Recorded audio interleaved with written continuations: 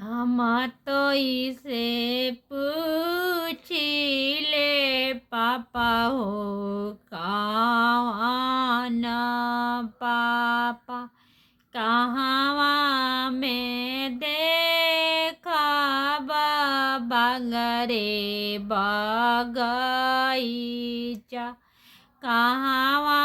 में देखब ससुरार कहवा में देखब ससुरार राहे बाटे देखिया बबुआ बगरे बगीचा राहे बाटे देखिया बबुआ बगरे बगीचा दुआरा पर देखिया ससुरार दुआरा पर देखिया ससुरार हम तो इसे पूछिले भैया हो कौन भैया कहवा में देखब साली हो सरिहा जावा कहवा में सुबावा हमारा कहवा में देखब साली हो सरिहा जावा कहवा में सुबावा हमारा जिन सुबावा प्राण के आधार जिन सुबावा प्राण के आधार मारवा में देखिया बबुआ साली हो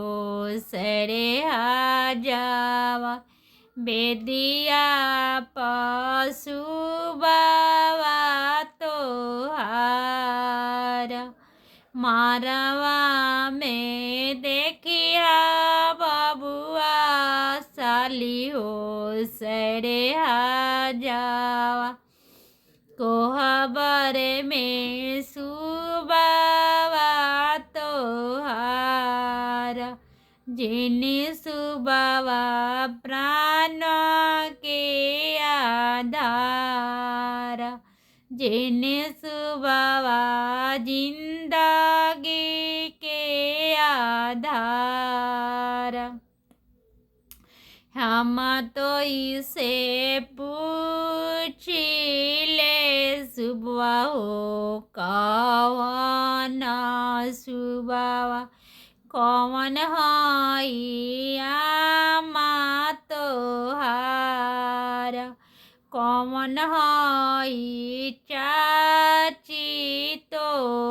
तोहार हम तो इसे पूछिले सुबवा हो कौन सुबावा कौन हई आमा तोहार कौन हई भाभी तोहार कौन हई चाची तोहार धीरे रहुए प्रभु धीरे बात करू धीरे रहुए प्रभु धीरे बात करू सुनिए मारौआ के लोग सुनिए कोहबारवा के लोग जिनका आँखिया से गंगा के धारावा उहे हई जिनका लीलारा सोन के टिकुलिया उहे हई चाची हमारा। जिनका गोदिया में सुंदर बालकवा उहे हई भाभी हमारा। जिनका आँखिया से गंगा के धारावा उहे हई आमा हमारा। जिनका लीलारा सोन के टिकुलिया उहे हई चाची हमारा। जिनका गोदिया में सुंदर बालकवा उहे हई भाभी हमारा। उहे